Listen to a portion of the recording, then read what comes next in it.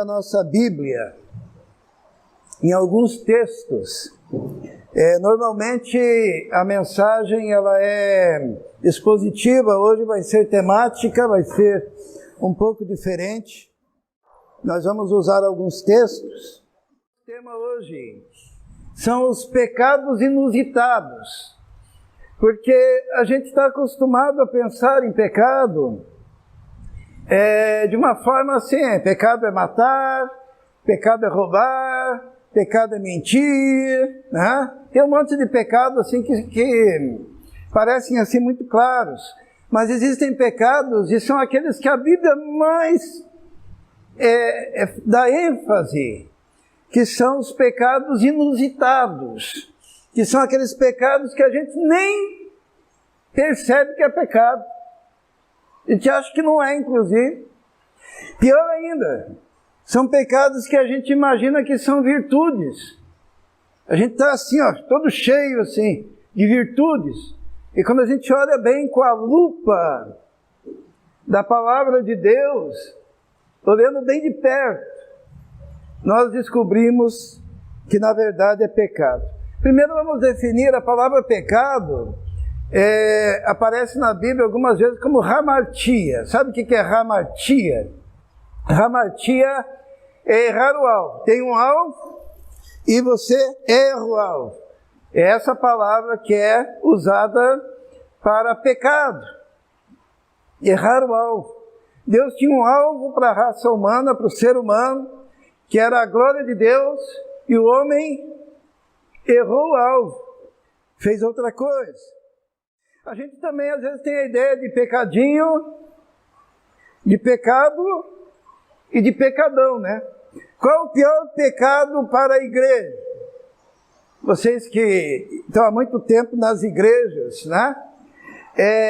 Às vezes o cara não é dizimista e a igreja não enxerga ele como pecado, isso como pecado. Às vezes o cara é fofoqueiro e a igreja olha, é um pecado, né? Mas tudo bem. Agora, se a pessoa comete adultério, daí, né? Parece que os pecados sexuais a igreja considera pecados maiores. A fofoca, a maledicência, essas coisas são pecados ainda toleráveis. E daí entra aquele conceito de pecadinhos, pecados, pecadões. Pecadões a gente chuta o cara e nem que venha arrependido, ele não é aceito novamente no seio da igreja. Esses dias eu vi um líder religioso, perguntaram para ele se havia uma pessoa na igreja dele que tinha cometido o pecado de adultério. Daí perguntaram para ele, mas Deus perdoa esse pecado? Sabe o que ele respondeu? Ele respondeu assim: Deus perdoa, mas a igreja não perdoa. E ele deixou isso escancarado. Imagine, Deus perdoa, mas a igreja não perdoa. E a igreja então se coloca num patamar acima de Deus, né? Mas o que a Bíblia fala do pecado? O que Jesus fala? Jesus ele diz que existem rigores diferentes. Ele diz assim que haverá menos rigor para Sodoma e Gomorra do que para Cafarnaum. Porque em Cafarnaum Jesus andou por ali e fez milagres e eles não se arrependeram, mas em Sodoma e Gomorra eles não tiveram a mesma oportunidade. Por isso o rigor seria maior sobre Cafarnaum do que sobre Sodoma e Gomorra. E ele usa o mesmo argumento quando ele se refere às cidades de Tiro e de Sidom. Então existem rigores diferentes. Mas pecado só tem um resultado. Qual que é o pecado? Qual que é o salário do pecado? O salário do pecado é a morte. Mas o dom gratuito de Deus é a vida eterna por Cristo Jesus nosso Senhor. Então, hoje nós vamos ver sobre pecados inusitados. E a Bíblia carrega de muita ênfase os pecados inusitados. que muitas vezes estão travestidos de virtudes. E nós vamos ver o primeiro pecado inusitado, que seriam os atos religiosos como um fim em si mesmo. Nós normalmente não imaginamos que algum ato religioso seja pecado, né? Mas nós vamos ver em Isaías, no capítulo 58, olha só o que diz ali. Diz assim, ó: clama em alta voz, não te detenhas, levanta a tua voz como trombeta e anuncia ao meu povo a sua transgressão e a casa de Jacó os seus pecados. Então o profeta Isaías é chamado para clamar em alta voz e anunciar a transgressão e o pecado. E quais seriam as transgressões do povo? Diz assim: todavia me procuram cada dia, tomam prazer em saber os meus caminhos, como um povo que pratica a justiça e não deixa o direito do seu Deus. Perguntam-me pelos direitos da justiça e têm prazer em se chegarem a Deus, dizendo: por que jejuamos e tu não atentas para isso? Por que afligimos a nossa alma e tu não o sabes? Eis que no dia em que jejuais, achais o vosso próprio contentamento e requereis todo o vosso trabalho. O que o profeta está dizendo aqui? Deus diz: anuncia o pecado. E daí o profeta diz: olha, esse povo, ele me procura todo dia, então ele não para de ir na igreja, e vai na igreja aqui, e vai de novo, e vai de novo, e vai de novo, e vai de novo. E é uma coisa certa ir na igreja, né? Procurar a Deus, procurar a presença de Deus. Querem saber e têm prazer nos meus caminhos. Eles ficam o tempo todo citando versos da Bíblia, fazendo cursos bíblicos, como um povo que pratica a justiça. Deus está dizendo: olha, esse povo, ele age como se eles praticassem a justiça. Eles me procuram, eles têm prazer em estudar a Bíblia, né? Perguntam-me pelos direitos, têm prazer em se achegarem a Deus, só que tudo que eles fazem é como se fosse um calção. Os irmãos sabem o que é calção? O que é calção? Não é de vestir, tá? Calção é quando é um pagamento adiantado, né? É um pagamento adiantado. É como se chegasse para Deus e dissesse assim: olha, Senhor, vou pagar adiantado as bênçãos. Eu vou na igreja, eu vou estudar a Bíblia, eu vou jejuar, eu vou fazer tudo que é necessário como calção. Agora, já que eu paguei, o Senhor tem que me devolver o depósito com aquilo que eu comprei. O que significa isso? Significa que eles faziam tudo isso, mas tinham uma segunda intenção. Por isso que Deus ainda diz assim: eis que para contendas e debates jejuais, e para ferirdes com punho iníquo, não jejueis como hoje, para fazer ouvir a sua voz no alto. Isto é, não me dê jejuns, não me dê ofertas, não me dê dízimos, não me dê fidelidade aos cultos, não me dê dedicação no estudo como calção para os seus próprios interesses. Esse era o pecado do povo. E ele diz assim, falando a palavra de Deus: seria este o jejum que eu escolheria? Que o homem um dia aflija a sua alma, que incline a sua cabeça como junco, e estenda debaixo de si saco e cinza. Chamarias tu a isso jejum e dia aprazível ao Senhor. Isso era o pecado do povo. Porventura não é este o jejum que escolhi, que soltes as ligaduras da impiedade, que desfaças as ataduras do jugo, que deixes livres os oprimidos, que despedaces todo o jugo. Porventura não é também que repartas o teu pão com o faminto, e recolhas em casa os pobres abandonados, e quando vires o nu, cubras, e não te escondas da tua carne.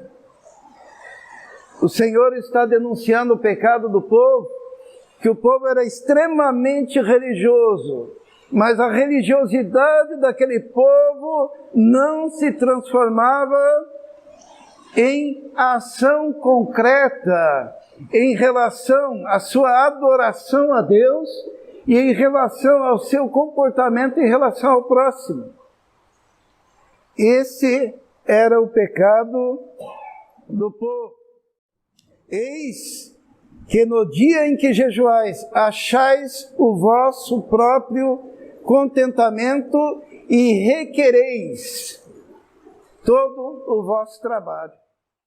Era uma troca. E Deus olha e diz, olha, eu não estou amarrado a vocês, eu não estou amarrado a nenhum compromisso, porque vocês fazem isso, isso, isso e aquilo. Porque o que Deus requer da gente é que nós estejamos buscando a Ele, sem segundas intenções, com o coração limpo, com o desejo de adorar, com o desejo de servir.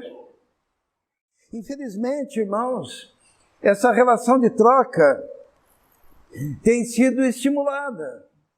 Quando eu era adolescente, surgiu aquela ideia de fazer campanha, sabe? Campanha de 7 dias. Eu era participante da igreja quadrangular.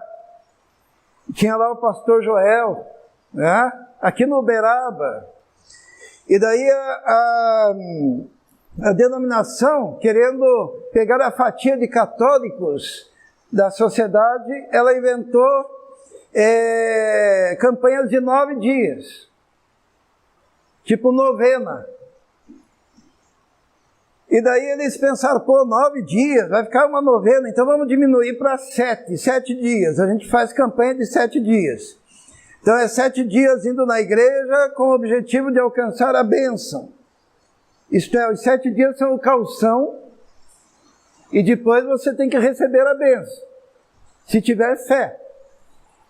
E o pastor Joel, naquela época, o que ele fez? Ele rompeu com a igreja do Evangelho Quadrangular, porque ele não aceitou isso de jeito nenhum, e fundou uma nova denominação que é chamada hoje de Igreja Fonte da Vida. Será que Deus se vê amarrado a isso? E é isso que está sendo condenado aqui pelo profeta Isaías. É a barganha com Deus. Se faz barganha com dízimo e oferta também. Porque a estratégia é o seguinte, é dizer, ou você dá o dízimo ou você está ferrado. Isso daí seria o aspecto negativo, né? Mas você também pode dizer assim do púlpito, ou você dá o dízimo ou você não será abençoado, né? Então se a pessoa tem uma visão de querer prosperar, ela dá o dízimo para ser abençoada.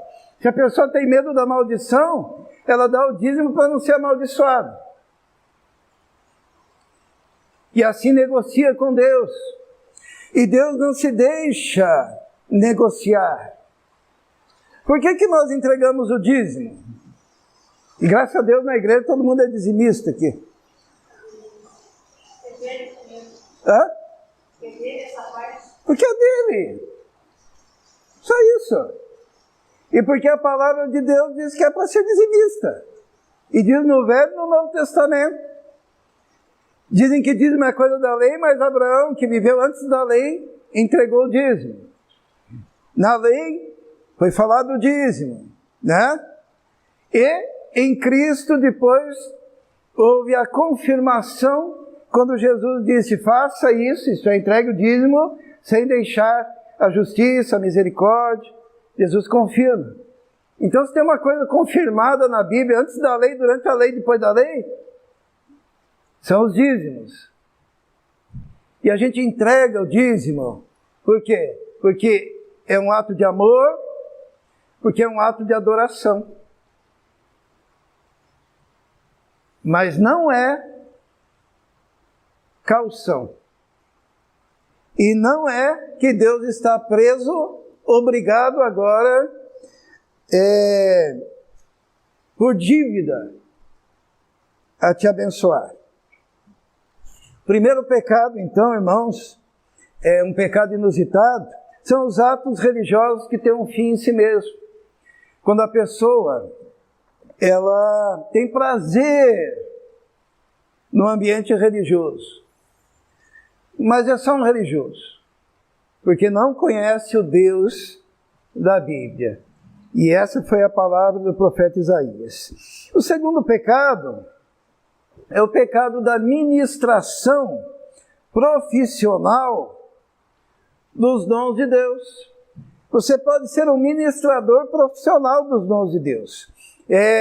A Bíblia fala assim que você pode ter uma capacidade oratória tremenda. Você pode ter o dom da profecia, do conhecimento e da fé tremendo. E você pode ter um desapego material e até o intuito de se colocar como mártir. E isso ser pecado. Aonde que está escrito isso? Paulo diz isso. Vamos ver? Ainda que eu falasse as línguas dos homens e dos anjos, e não tivesse amor, seria como metal que soa ou como sino que tine. Já pensou? Você falar as línguas dos homens e dos anjos, ter toda essa capacidade de expressão, uma capacidade que é humana, mas também espiritual. Só que falta uma coisinha aí em você. Uma coisinha essencial. O que é? É o amor. É aquele amor que é da mesma estirpe do amor de Deus, aquele amor sacrificial. Você pode simplesmente ser um cara que é um excelente orador. Você pode ser um indivíduo que tem uma capacidade de expressão, mas você é só um barulho. Barulho de um sino, que logo dissipa aquilo que você diz. Paulo continua dizendo, ainda que tivesse o dom da profecia. Quanta gente buscando o dom da profecia, né? Conhecesse todos os mistérios e toda a ciência. É um intelectual, tem conhecimento. É um cientista, tem uma capacidade extraordinária. Fala sobre todos os assuntos. Um indivíduo de fé, muita fé, de tal maneira que pede aos montes e eles se transportam para o mar. Mas, se não tivesse amor, seria o quê? Nada. Seria a ideia daquilo que não tem valor algum. Mesmo tendo o dom da profecia, mesmo tendo todo o conhecimento, toda a fé. E ainda que eu distribuísse toda a minha fortuna para sustento dos pobres. Tem pessoas que têm uma inclinação para a ação social, né? E está disposto a se sacrificar em prol do necessitado. Entregasse o meu corpo para ser queimado, eu estou pronto para o martírio. Mas se não tivesse amor, nada disso me aproveitaria. Esse é o pecado que aparece aqui. O amor é sofredor, é benigno, o amor não é invejoso, o amor não trata com leviandade, o amor não se ensoberbece. Imagine um indivíduo que tem o dom da profecia, mas é soberbo. Conhece todos os mistérios e tem todo o conhecimento, mas é soberbo. Tem toda a fé, mas é soberbo. Está disposto a se entregar como mártir, mas é soberbo. O amor não se ensoberbece. Os irmãos estão vendo que nós estamos tocando nos aspectos dos pecados, que são os pecados religiosos. Porque servir a Jesus tem que ser com o coração puro e limpo. E tem que ser com uma integridade de coração a tal ponto de você ser provado pelas dificuldades e permanecer fiel a Deus, apesar de qualquer coisa. E nunca ser uma troca, mas sempre ser um ato de doação por amor a Deus e ao próximo. O terceiro pecado é a obediência sacrificial sem misericórdia. E esse pecado nós encontramos no filho pródigo, lembram? A história do filho pródigo? O filho pródigo pediu seus bens, saiu dissolutamente, gastou tudo o que tinha, e lá um belo dia ele fez um discurso e pensou, vou voltar para o meu pai é gente boa. E quando ele voltou para a casa do pai, o que aconteceu? O filho mais velho, diz assim, e seu filho mais velho estava no campo, e quando veio e chegou perto, e ouviu as músicas e a dança, e chamando um dos servos, perguntou-lhe que era aquilo. E ele lhe disse, veio teu irmão, o teu pai matou o bezerro cevado, porque o recebeu são e salvo. Mas ele se indignou e não queria entrar. E saindo o pai, estava com ele, mas ele respondendo, disse ao pai, eis que te sirvo há tantos anos, sem nunca transgredir o teu mandamento, e nunca me deste um cabrito para alegrar-me com os meus amigos. Olha o argumento do irmão mais velho, eu nunca transgredi sequer um mandamento seu. Mas ele estava em pecado. E ele disse assim, vindo porém este teu filho, que desperdiçou os teus bens com meretrizes, mataste o bezerro cevado. E ele lhe disse, filho, tu sempre estás comigo, e todas as minhas coisas são tuas, mas era justo alegrarmos-nos e folgarmos, porque esse teu irmão estava morto e reviveu, e tinha se perdido e achou-se. São 3 pecados inusitados, né? O terceiro pecado é aquele do indivíduo se orgulhar de nunca ter transgredido o mandamento. É possível a pessoa ser extremamente legalista e estar em pecado. Por quê? Porque falta aquilo, que é o amor, que é a mudança interior. Quando eu obedeço o mandamento, eu tenho que fazê-lo por amor. Quando eu vou na casa de Deus, eu tenho que fazê-lo por amor. Quando eu vou louvar a Deus e cantar, eu tenho que fazê-lo por amor. Uma dedicação completa do meu ser a Deus. O outro pecado que nós vimos é a ministração profissional, né? O cara é um orador, mas é só um profissional.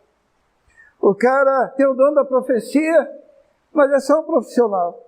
Ele tem todo o conhecimento e toda a fé, mas ele só faz aquilo mecanicamente. Ele tem desapego, mas é um ato puramente religioso e não é resultado da sua relação com Deus. E o primeiro pecado são os atos religiosos que têm um fim em si mesmo. A pessoa gosta daquele ambiente, mas não conhece genuinamente a Deus. Qual seria o caminho de Jesus para todas essas coisas? Qual a conclusão? A conclusão é aquilo que foi dito pelo profeta Oséias e repetido por Jesus. Foi Oséias quem falou: misericórdia quero, e não sacrifícios. E essa palavra misericórdia, no original, no hebraico, é hesed, que significa, sabe o quê? Amor imutável. É isso que Deus requer. Deus quer amor imutável. O profeta Oséias, falando em nome do Senhor, ele diz assim: que te farei, ó Efraim, que te farei, ó Judá, porque a vossa benignidade é como a nuvem da manhã e como o orvalho da madrugada, que cedo passa. Sabe o orvalho da madrugada? Logo se dissipa. E assim era a benignidade daquele povo. Por isso os abati pelos profetas. Pelas minhas palavras, ou pela palavra da minha boca os matei. E os teus juízos sairão como a luz. Porque eu quero misericórdia e não sacrifício. E o conhecimento de Deus mais do que holocaustos. O Senhor está buscando amor imutável, hesed, traduzido na nossa Bíblia como misericórdia. E Jesus ele repete isso dentro de um outro contexto. Misericórdia quero e não sacrifícios, Jesus diz. E nós vamos ler o texto em que Jesus fala isso. Diz assim: naquele tempo passou Jesus pelas Saras, em um sábado. E os seus discípulos, tendo fome, começaram a colher espigas e a comer. E os fariseus, vendo isso, disseram: eis que os teus discípulos fazem o que não é lícito fazer no sábado. Ele, porém, lhes disse: não tendes lido que fez Davi quando teve fome, ele e os que estavam com ele? Como entrou na casa de Deus e comeu os pães da proposição que não era lícito comer, nem aos que com ele estavam, mas só aos sacerdotes? Ou não tendes lido na lei que aos sábados os sacerdotes no templo violam o sábado e ficam sem culpa? Pois eu vos digo que aqui está quem é maior do que o templo. Mas se vós soubesseis o que significa misericórdia quero e não sacrifício, não condenaríeis os inocentes. Porque o Filho do Homem até do sábado é Senhor. Misericórdia quero e não sacrifício. É que os discípulos tiveram fome no sábado, pegaram espigas e comeram. E os fariseus olharam e criticaram. Daí Jesus usa alguns exemplos do Velho Testamento. Ele diz: olha, Davi quando teve fome comeu o pão que não era permitido comer, o pão da proposição. E ficou sem culpa. E os sacerdotes quebram o sábado direto e ficam sem culpa. Vocês não deveriam condenar os inocentes por causa disso. Se vocês soubessem o que significa hesed, amor imutável eu quero, e não sacrifício. Se vocês soubessem, não condenaríeis os inocentes. Segundo motivo que nós temos para vencermos esse pecado da religiosidade que foi mostrado em 3 tópicos, é a palavra que diz que obedecer é melhor do que o sacrificar. Quem sabe em que contexto foi dito isso? Obedecer é melhor do que sacrificar. A semana passada nós falamos que Jesus orou, né? Pai, se for possível, passe de mim esse cálice, mas não faça a minha vontade, mas a tua vontade. Isso é porque obedecer é melhor do que sacrificar. Mas o contexto em que isso aconteceu foi quando Deus tinha dado ordem a Saul e disse assim para Saul: ó, Saul, nessa guerra, elimine todos os animais, tudo. Eu não quero nada que seja do exército inimigo sendo levado para o meio do meu povo. Saul olhou aqueles animais e pensou assim: nossa, é animal bom, né? Sabe o quê? Eu vou eliminar só os mais ruins e vou deixar os animais bons. Ele resolveu não obedecer. E daí ele pegou algum daqueles animais, e como Samuel estava demorando, e Samuel era o sacerdote, é ele que deveria fazer o sacrifício, o próprio Saul resolveu oferecer o sacrifício. E quando Samuel chega, Saul olha para Samuel e diz: ó, você demorou, eu já fiz o sacrifício. Mas ele era rei, não era sacerdote. E Samuel pergunta: e que são esses animais? Deus mandou que era para sacrificar tudo, para destruir tudo. Daí ele diz: não, eu guardei os melhores para o Senhor. E daí Samuel disse para Saul o quê? O obedecer é melhor do que o sacrificar. Eu resumi o texto, mas eu quero ler o último versículo que Samuel disse. Ele disse assim: porque a rebelião é como o pecado da feitiçaria, e o porfiar é como iniquidade e idolatria.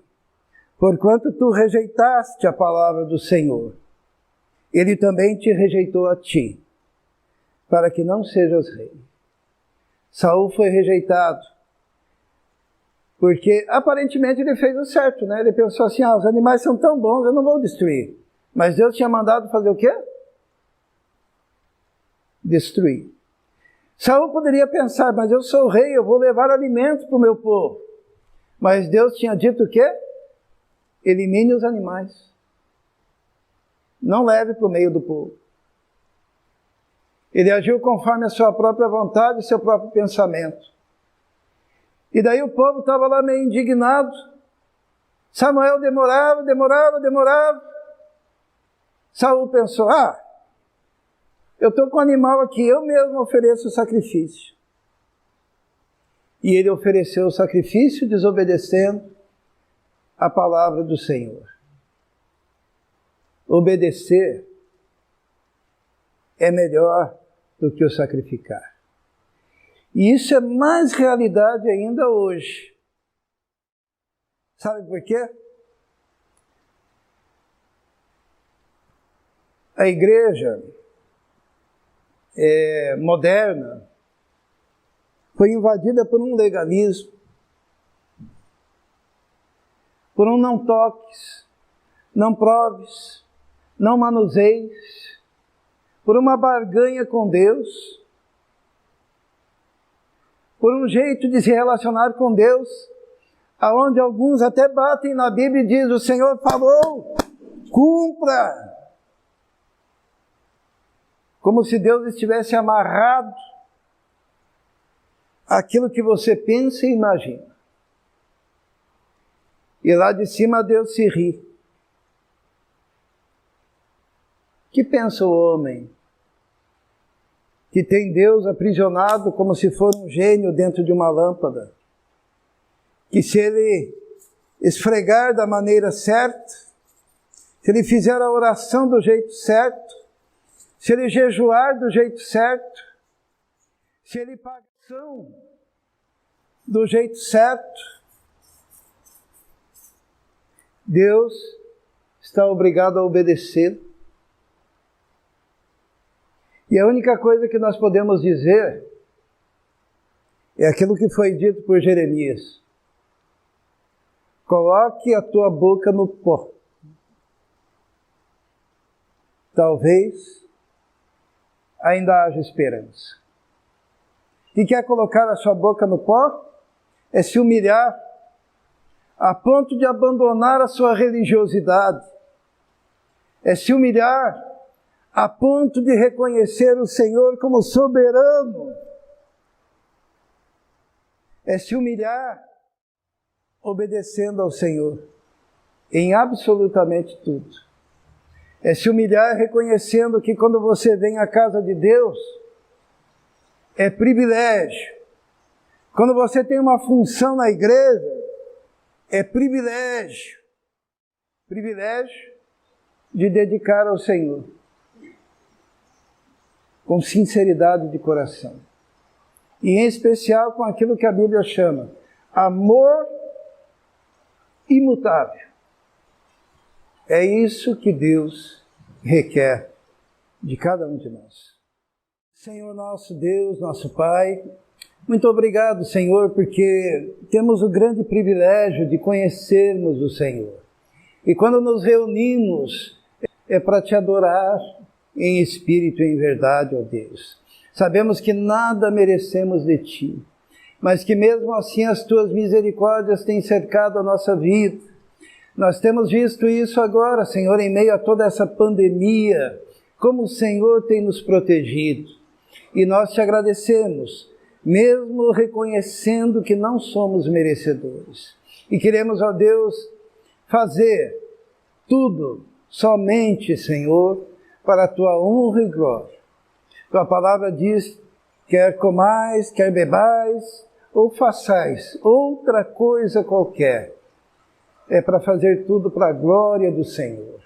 Pedimos então que o Senhor opere e trabalhe os nossos corações e que nós possamos crescer nessa intimidade, nessa comunhão, nesse conhecimento do Senhor e da Tua palavra. Nós te pedimos isso em nome de Jesus. Amém.